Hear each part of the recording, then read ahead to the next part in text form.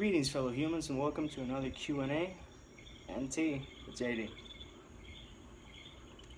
And this video has been in the making for a while, and I've just been swamped with a couple of things. There's some updates that I'm going to have to share in another video because there's 11 questions, so let's just tackle them.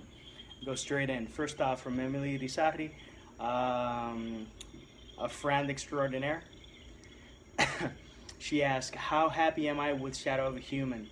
I am very happy with Shadow of a Human. It was a very satisfying write for several reasons. I don't know, it just felt right, and when I finished it, I was like, I did good. I did good by the human cycle, and I did a worthy follow-up to Only Human, and I addressed several issues that might have been an issue. Yes, let's repeat ourselves. In the first book, first off, I was told that in the first book there's so many characters that following and keeping track of them was a little challenging. I do think I addressed that in a way that it works, and even secondary characters here get a lot of tender loving care. I did make a note that everyone who's mentioned, or at least 90% of the characters mentioned, they get like really well developed. Second issue is that the bad guys, I was told in the first book, could have been more bad, and I'm like, oh yeah? they're much worse this time around. And third, several people did tell me that Nathaniel had an easy time going. He just agreed to everything in Only Human, and I do think that I addressed that, and if my literary children resent me, my bad. Second question from Monciaviz. Does your mind ever just rest? No. I enjoy staying busy. I enjoy doing what I can with the time that I have, and by all means, just staying active, but also being involved with the people I care about. A lot of people don't look out for that balance, and I don't ever want my work to come in between me and my relationship with my friends, my family, my wife, or anyone. I want it to enhance my life, not to take away from it. I want it to be an aspect, but not the whole. So yeah, the question was if my mind ever rests, and no, it doesn't. I like it that way. Third question from Monica as well. The cosplay characters that I listed, have I ever dressed up as any of them? The list I actually make are characters I haven't seen in person that I would love to see, and if they pass by my booth, they will get a free something. I don't know what.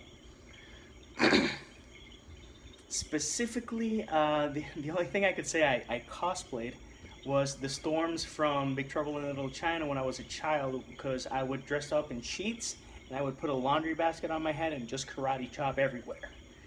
And it was good fun. I still love that movie.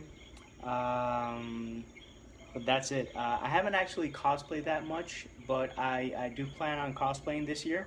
So watch out for pictures a little later this year. There are some conventions that I do plan to attend, and a Halloween party. I really want to, so let's see if I can get there. Who gave me my last smile? Actually, I could say tandem.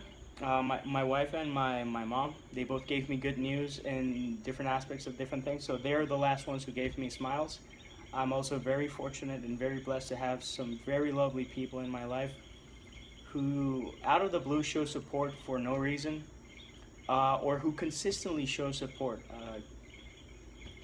Sarah Brenton, Kevin Odinsnot, Larissa Waterby, Walking Casino, Kate Evans definitely, Sarah Logan, Stephen Cleef, and the list goes on and on and on. Amy Dion, Nadia Fortuna. If I can keep going, there's a lot of people on that list who just drop a line and really make my day, or just do something that, Deanna Dickinson, which is a really good friend of mine.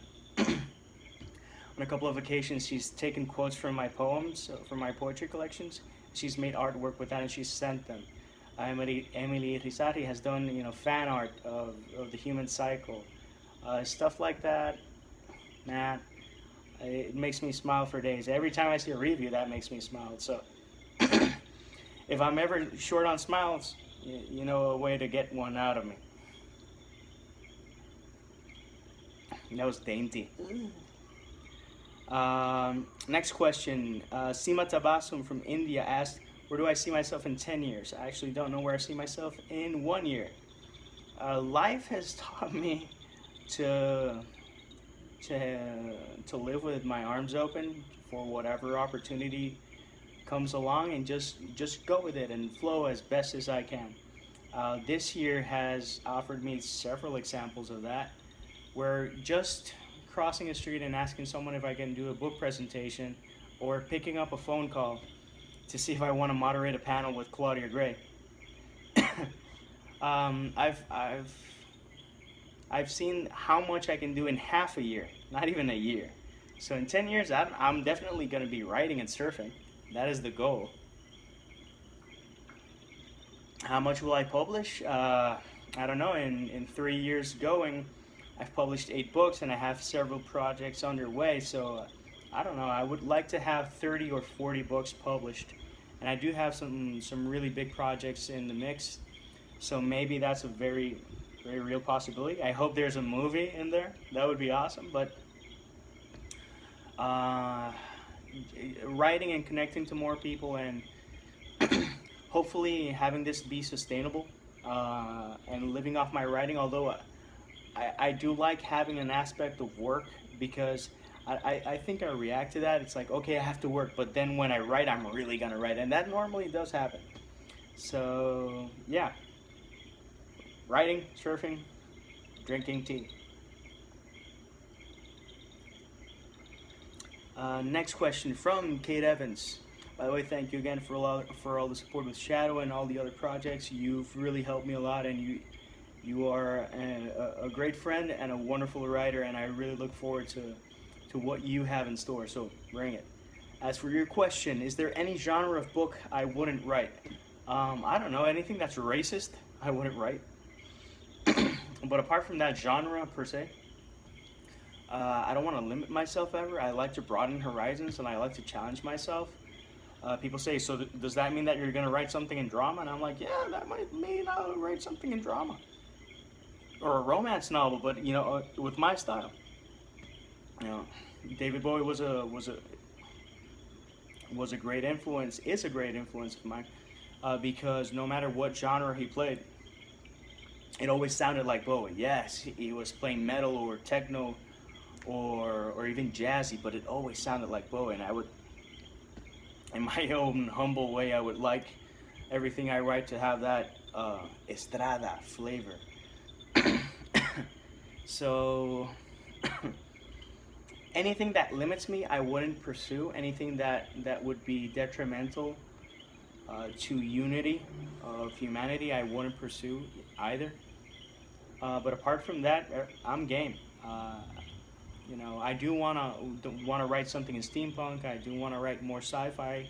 I will write in romance and drama. I am working on non-fiction projects, and again, I really love to write.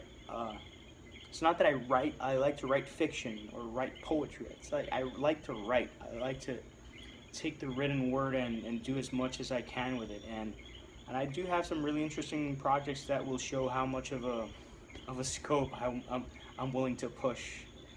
And to finalize, Peter Clark the writer, great guy, great YouTube channel. I'll link him up. Do check him out.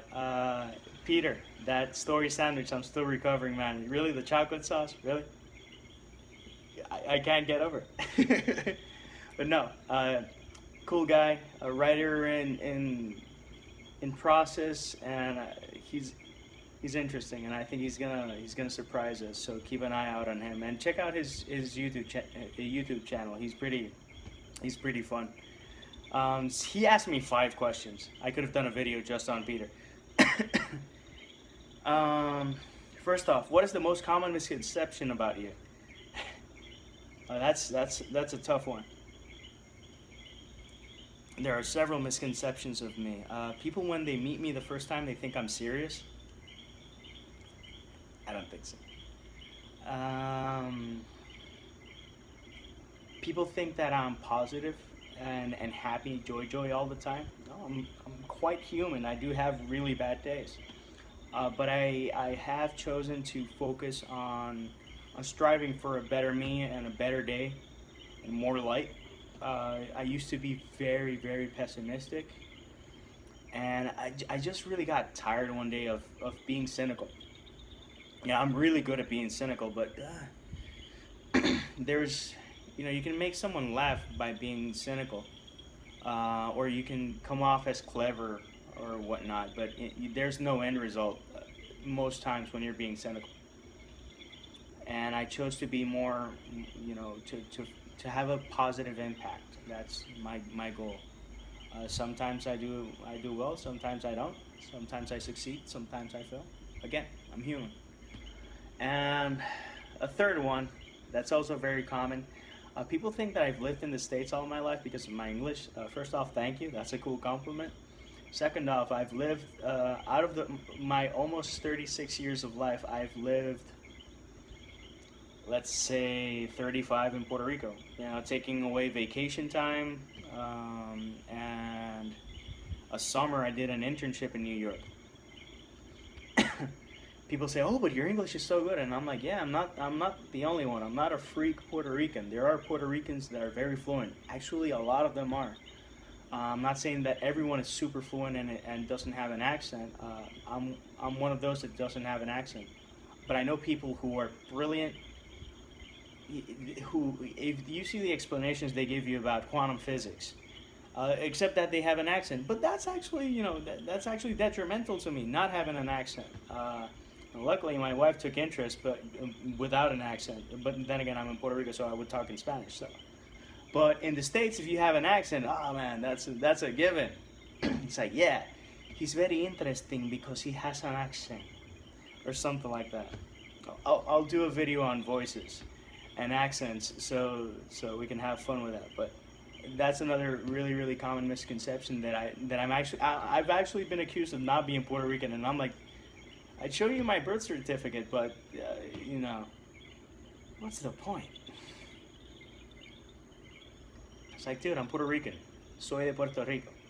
Me encanta correr boogie, me encanta el mofongo, me encanta la alcapurria. And I could go on a rant like that for a long time, the things I like from Puerto Rico, but I'm not going to do it. Let's put it this way. When I drink rum, I don't drink Bacardi. Bacardi's a bad rum. Not to my liking. I like the flavored rums of Bacardi, but like the normal Bacardi, don't like it that much. I prefer other brands, and I think that's how you know that I'm Puerto Rican, or a snobby rum drinker. Next question from Peter: would you rather be a dolphin or a shark? In Japan, I would not want to be either. Apart from that, although at the rate Japan's going, I could be a kaiju.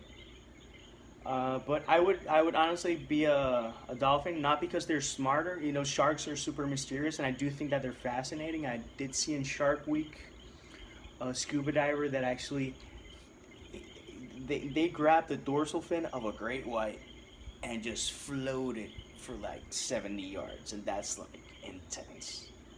That's a connection with nature that I think is just awesome. But you asked me which one I would choose, I would say dolphin for this reason: they're more agile and they're more prone to surf. Even though great whites can breach and other sharks, not many, can breach the water, dolphins can do some pretty cool stuff, and when they play, they really play. And I just think it could be more fun to be a dolphin. Put it this way: if I'm a shark, people see me and they go like, ah, and freak out. I'm a dolphin and people see me and they start clapping and smiling and laughing. Come on. So that's another thing. It's not that I want acceptance, it's that I just don't want to be, I don't want people terrorized from me. If I could live in any fictional world, where would it be? The knee-jerk reaction is the Wizarding World. Do I think Middle-earth is interesting? Yes, especially Rivendell and the Shire. But it's not like a place where you go to party. it's a good place to have a spa retreat. Both options. Rivendell especially is very, as I've seen it in pictures, as I've seen it in movies. It's just beautiful. Um, but in terms of being fun, the Wizarding World is pretty hard to top. Not to quote myself, but the only other place I would really like to see is actually Draem from my Daydreams on the Sherbet Shore. It's the dream world, and I think I've done it, enough interesting things to say, man, I like to visit that. I think it would be cool. Yes, I'm nursing another cough. Another reason for the tea. Question number 10. You slammed me, man. You slammed me with two top 10s. Top 10 foods. I'm not gonna keep counting. I'm just gonna say stuff that I really like. Sushi. I am a big fan of sushi. Hence, me closing peace, love, and maki rolls. I do love maki rolls. I like variety. Nigiri sushi. I love eel and I love uni. I love octopus as well, but uni, which is sea urchin, it's just so weird, and I really do enjoy that a lot. It's like, I don't know, ocean water pudding, something like that. It does not sound tasty, but the reference I can make is an 80s movie called Defending Your Life with Albert Brooks. One of the lawyers would eat a dish that to Albert Brooks tasted like feces, and this tastes weird. Uni does taste weird, but it's very savory. But I've seen that I'm in the minority of people who enjoy eating sea urchin. So it's not that I'm evolved or anything, but maybe my taste buds are just weird enough to really like to explore. I like that. I do love chocolate. Chocolate is wonderful. My favorite candy bar is Zero Bar. I do like a good ribeye. I do like churrasco, which is Argentinian flank steak. I know that vegetarian friends do not approve of me saying that. Sorry guys, I still eat meat. I like it. Fried chicken from Fuentes Barbecue in Puerto Rico is, oh, it's one of the, I think it's the best rotisserie chicken I'm ever gonna eat in my life. Mom's lemon cake and tres leches cake are just a slice of heaven, period. Actually, mom's cooking is just heaven, period. My favorite restaurant, which closed recently, is called was called Il Cuoco, and they had several pastas which were just to die for. And I'll leave it at that. Yeah, that's enough, man. And then top 10 movies to close. A bit hard. Again, I'm not gonna keep counting if I do 10 or less than 10 or more than 10. Sorry. Original Star Wars trilogy definitely has to be mentioned. That is canon in my life, and that trilogy accompanied me on more than one sick day. Like the three. Oh, I feel sick, and maybe I wanted to see films sick or something. The original Matrix movie, I did not see one trailer, and it blew my mind, and I'm so happy I didn't see a trailer. I actually don't enjoy seeing trailers because of the positive experiences that I've had when I don't. From Batman, the original Tim Burton Batman is one of my favorite movies, and The Dark Knight is one of my favorite movies. What do they have in common? Joker. I do have a fascination with the Joker. I do think that as a character, he is one of the most fascinating creations ever, and resonates with me for really weird reasons, and as in the character and also the Joker card. The Usual Suspects is still to me one of the best movies ever. It just blew me away, and I remember seeing that ending and going, "Oh my God!" And that's, you love that reaction. Coraline is very big on my list. I think that's one of the few works that works well as a movie. It works great as a book, and it works great as a graphic novel. All three, and they adapt and they tweak so that it works perfectly, or as best as each medium can work. And I think that's really awesome. Um, and Big Trouble in Little China. That's the movie I've seen the most in my life. It's very near and dear to my heart, and it's just kooky, crazy fun. So yeah, I don't know if I got to 10 or if I stayed short, but I'm gonna leave it at this with all the ums and the ah and the coughs because I'm too lazy to edit, guys. But I will link to the people that did ask me questions. By all means, follow them. They're great people. Very kind to send me questions and all the support they all offer. Again, I'm very blessed. So till next time I ramble, peace, love, and Maki rolls.